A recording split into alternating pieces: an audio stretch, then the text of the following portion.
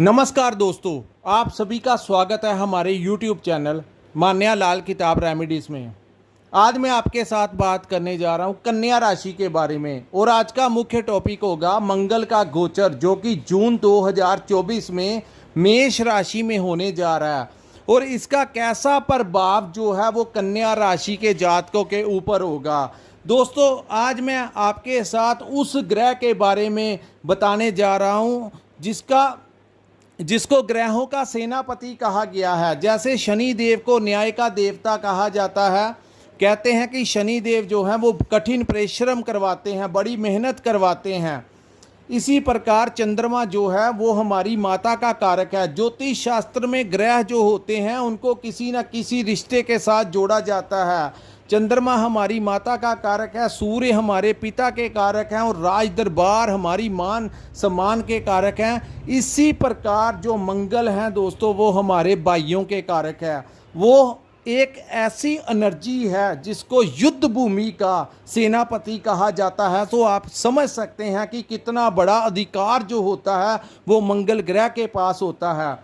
आपने देखा होगा जो बड़े बड़े डिफेंस क्षेत्र में बड़े बड़े आर्मी ऑफिसर्स और पुलिस ऑफिसर्स जो होते हैं, उनकी बातचीत जब आप सुनते हैं, उनका जो एटीट्यूड होता है, जो साधारण इंसान से उनको एक अलग पहचान दिलाता है, क्योंकि उनके ऊपर सबसे ज़्यादा प्रभाव जो होता है वो मंगल ग्रह का होता है, जो एक उनको अलग सा रुतबा, एक जोश, एक पावर दिलाता है। सो वो मंगल जो है, बड़े बड़े जो स्पोर्ट्समैन होते हैं उनकी कुंडली में मंगल बड़े मजबूत होते हैं।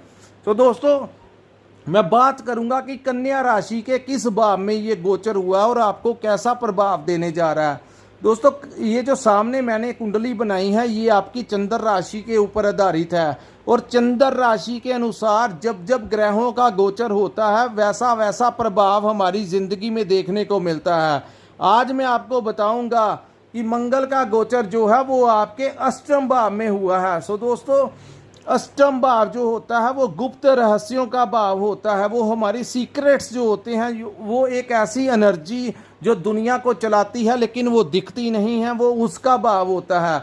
लेकिन कुंडली के अंदर अष्टम भाव में बैठे ग्रह को अच्छा नहीं माना जाता। हालांकि ये जो ग्रह है ये अष्टम भाव में अपने मेष राशि के अंदर ही बैठा हुआ है। सो ज़्यादा उसी इंसान को, उसी जातक को ज़्यादा प्रभाव डालेगा जिसके ऊपर इस समय मंगल की महादशा या अंतरदशा चल रही है। दोस्तों, ये बहुत बड़ी बात मैंने की है कि ये जो चंद्र राशि के अनुसार जब भी ग्रहों का गोचर होता है, सो ग्रह जो होते हैं वो अलग अलग भावों में बैठे होते हैं और सबसे ज़्यादा वही ग्रह का प्रभाव हमारी ज़िंदगी में देखने को मिलता है जिसकी महादशा और अंतरदशा चल रही होती है।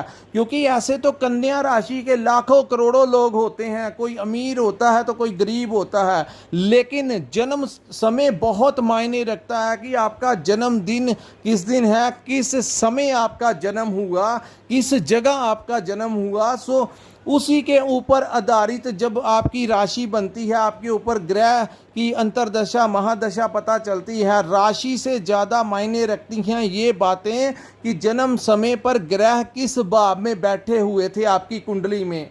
तो दोस्तों, जिसके ऊपर महादशा या अंतरदशा मंगल की है उसके ऊपर ज़्यादा प्रभाव रहने वाला है।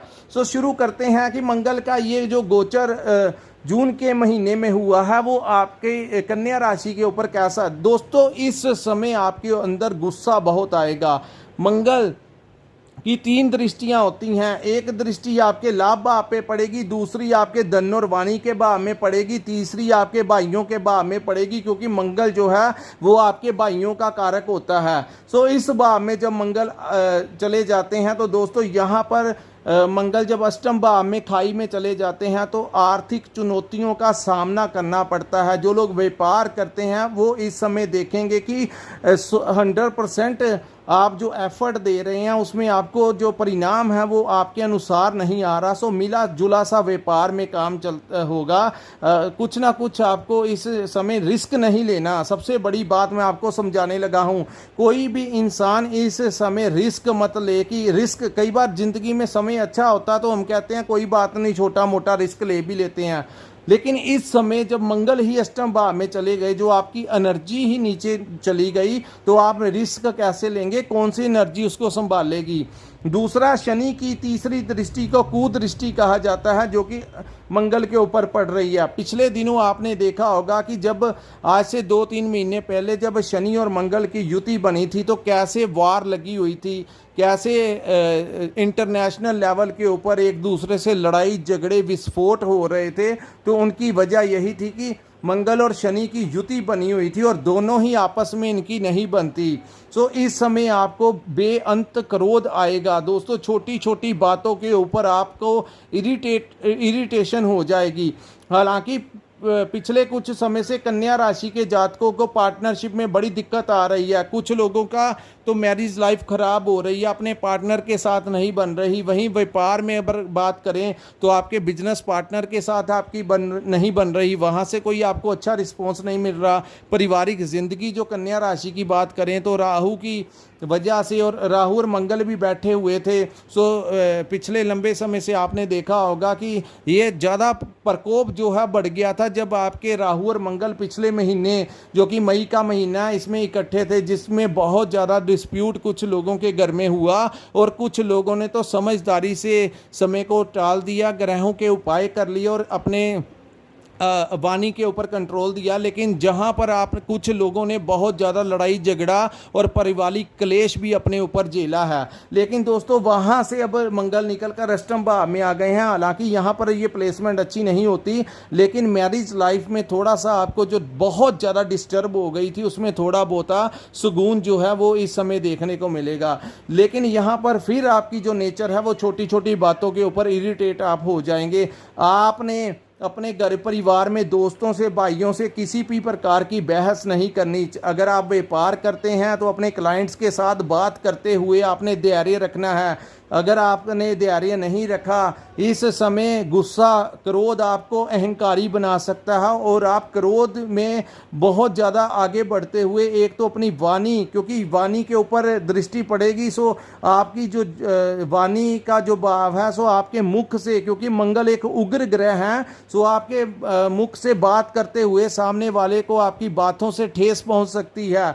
सो आपने बड़ा विनम्र होकर धैर्य रखकर बात करनी है, अन्यथा आपका उसके साथ रिश्ता जो है वो खराब हो जाएगा। चाहे वो क्लाइंट हो, चाहे वो आपका कोई दोस्त मित्र रिश्तेदार हो, चाहे वो आपके परिवार का ही कोई जीव हो। सो आपने बातचीत करते हुए अपनी जुबान से उग्रता नहीं लेके आनी, अपनी वाणी के ऊपर आपने नियंत्रित रखना है कि कैसे हमने कम्युनिकेशन स्किल्स में गुस्सा नहीं आने देना। वहीं दोस्तों मंगल जब भी अष्टम भाव में आते हैं तो एक दृष्टि यहाँ पर पड़ने से मंगल लोहे के साथ जुड़ा हुआ है। लोहे का संबंध जो है वो मंगल के साथ है। सो इस समय आप ड्राइविंग करते हुए खास ध्यान रखिए, आपके आंखों में इन्फेक्शन होने के चांसेस बढ़ जाएंगे, सिर दर्द होने के चांसेस बढ़ जाएंगे। हाई ब्लड प्रेशर के जो पेशेंट हैं वो इस समय अपना ध्यान रखें, क्योंकि ब्लड प्रेशर हाई होने की वजह से मंगल आपके हेल्थ के ऊपर बड़ा नेगेटिव असर डाल सकते हैं। क्योंकि जब भी मंगल अष्टम भाव में आते हैं तो सर्जरी होने के चांसेस बढ़ जाते हैं। अष्टम भाव में मंगल बैठना मतलब कि आपके बॉडी से खून निकालना। सो ये किसी एक्सीडेंट की वजह से भी निकल सकता है, किसी सर्जरी की वजह से भी निकल सकता है, या इस समय अगर आप हिंसक हो गए, किसी के साथ हाथापाई आपने कर ली, तो आपके ऊपर इस समय चार्जेस लग सकते हैं। कोई केस जो है वो आपके अगेंस्ट रजिस्टर हो सकता है। सो यहाँ पर आपने गुस्से के ऊपर कंट्रोल करना सीखना होगा। ये समय जो है वो जून का महीना जो है वही है। उसके पश्चात मंगल इस भाव को छोड़कर 9th हाउस में चले जाएंगे और सब कुछ बदल जाएगा। लेकिन जब तक अष्टम भाव में है चोट लगने के चांसेस ज़्यादा हैं, हॉस्पिटल में एडमिट होने के चांसेस ज़्यादा हैं। दोस्तों यहाँ पर मैं आपको 2 बड़े उपाय बताने लगा हूँ, जिसको करने के पश्चात आप काफ़ी हद तक आपको सुकून मिलेगा। एक तो दोस्तों आप किसी के साथ लड़ाई झगड़ा नहीं करना, हिंसक नहीं होना, और किसी दोस्त की लड़ाई होती है तो इस महीने आपने उसमें इन्वॉल्वमेंट नहीं करनी, क्योंकि बेमतलब से आपका नाम भी बीच में डाल सकते हैं। सो आप इन चीज़ों से दूर ही रहना 1 महीने के लिए, क्योंकि जब केस लग जाते हैं तो बहुत ज़्यादा दिक्कतें आती हैं। सो जो लोग नौकरी करते हैं उनको भी अपने जो सहकर्मी होते हैं, जो कलीग्स होते हैं और जो बॉस है उसके साथ किसी भी प्रकार के अपशब्द यूज़ नहीं करने।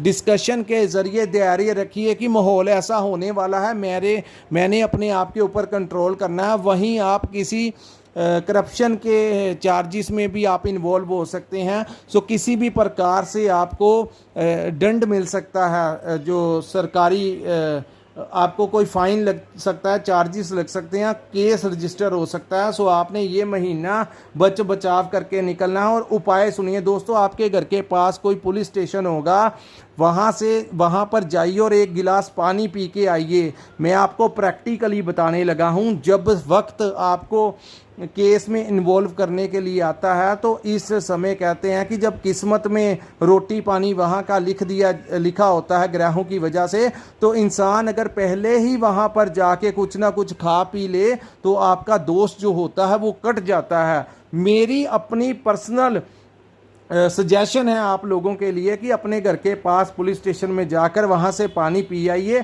ताकि आपके ऊपर मंगल का दुष्प्रभाव ना पड़ सके। दूसरा, आप लोग अपने घर के नज़दीकी कोई सरकारी हॉस्पिटल होगा तो वहाँ पर जाकर वहाँ भी कुछ पानी पी आइए और वहाँ से कुछ खा लीजिए। वहाँ पे कोई कैंटीन वगैरह होगी तो वहाँ पर बैठकर आप खरीद कर कुछ ना कुछ खा लें, ताकि हॉस्पिटलाइज होने के जो चांसेस हैं, प्रैक्टिकली आप उस ग्रह जो वो आपके साथ करवाना चाहता है, अगर आप पहले ही ऐसा कर लेते हैं तो आप नेगेटिव तरीके से वहाँ पर जाने से आपका बचाव हो जाएगा। सो दोस्तों, इस महीने कामों में रुकावटें पड़ती हुई दिखाई देगी।